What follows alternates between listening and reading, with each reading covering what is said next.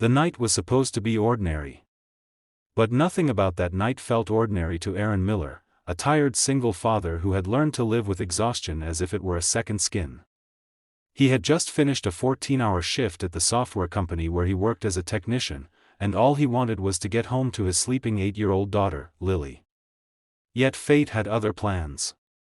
Because that was the night he found his cold, distant boss, Victoria Hale, swaying alone on a dark sidewalk, moments away from a disaster that could have ruined her life forever. If you believe in kindness, second chances, and moments that can change a person's heart, make sure to like, comment, share, and subscribe right now, and tell us in the comments where you're watching from. Aaron had never liked or disliked Victoria. She simply felt like a presence that moved through the office like winter wind, sharp, fast, emotionless.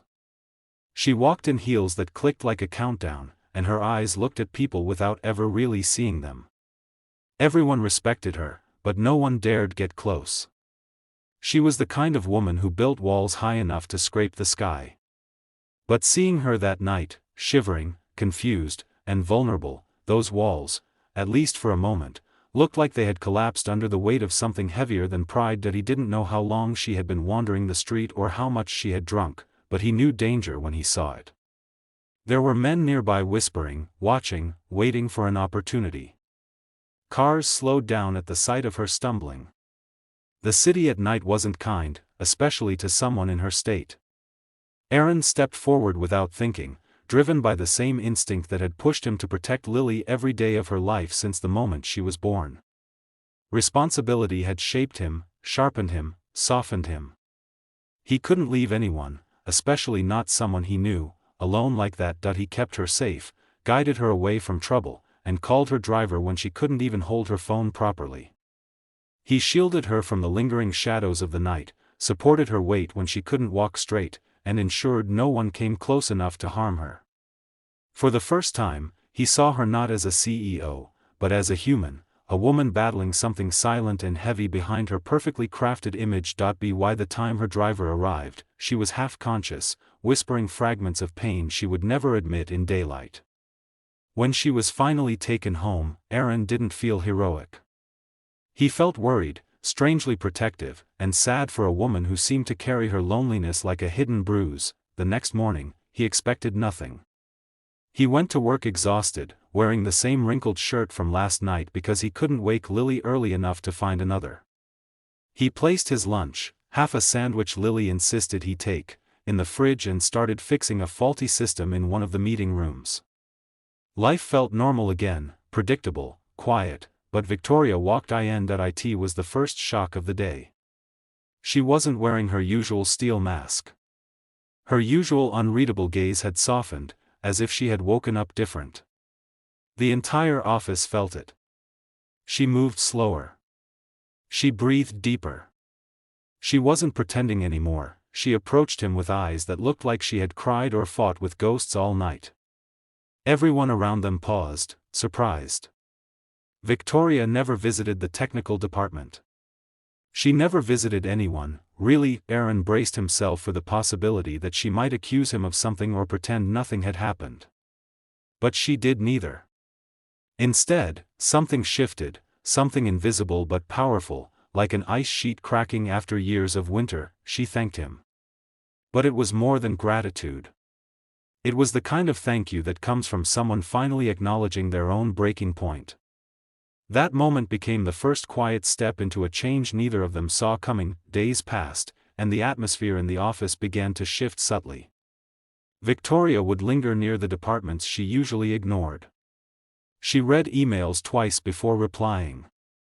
She took breaks, real breaks, which shocked everyone.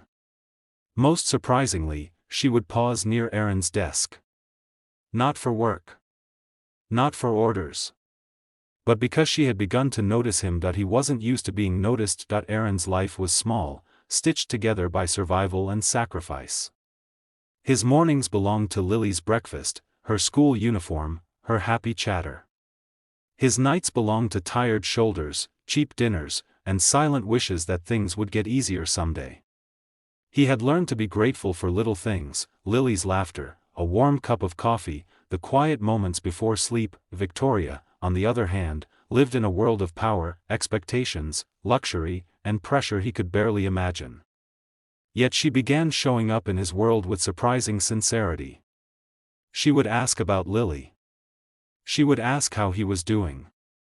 Not as a boss, but as someone trying to understand him. One evening, when he stayed late again, she appeared in the doorway of the server room.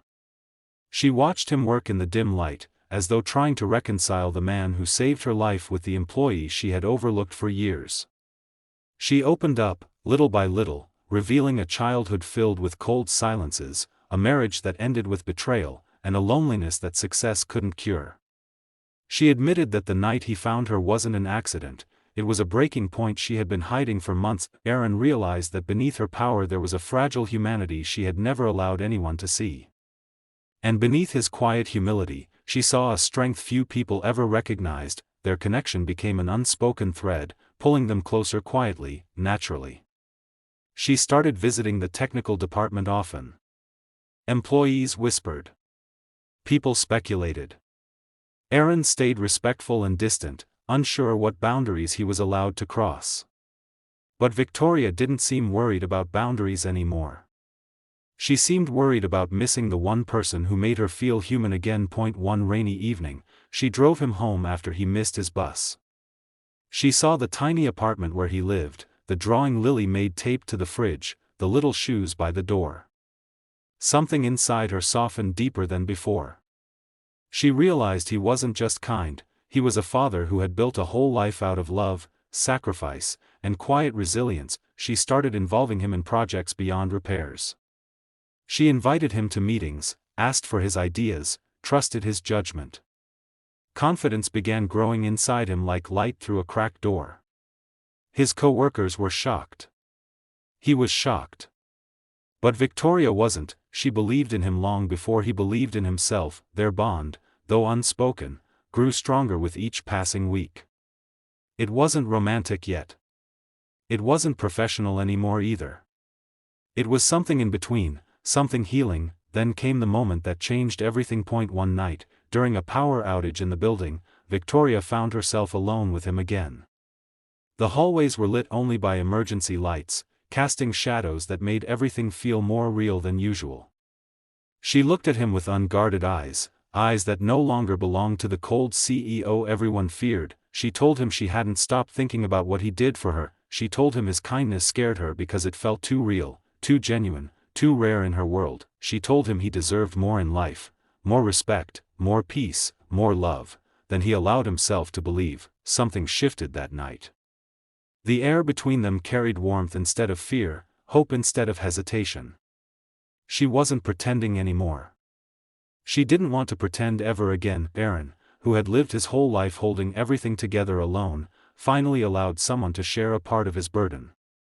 Victoria, who had spent her life building walls, finally let someone in, and the truth is, both of them needed saving. As their stories intertwined, Lily grew fond of Victoria, and Victoria became a constant presence, gentle, careful, warm, in their small but happy world. Aaron realized he wasn't just helping his boss heal, she was helping him dream again. Their bond slowly turned into something tender, something fragile yet strong, something that felt like fate. If this story touched your heart even a little, please like, comment, share, and subscribe. Your support means the world and helps us keep bringing emotional stories like this to you.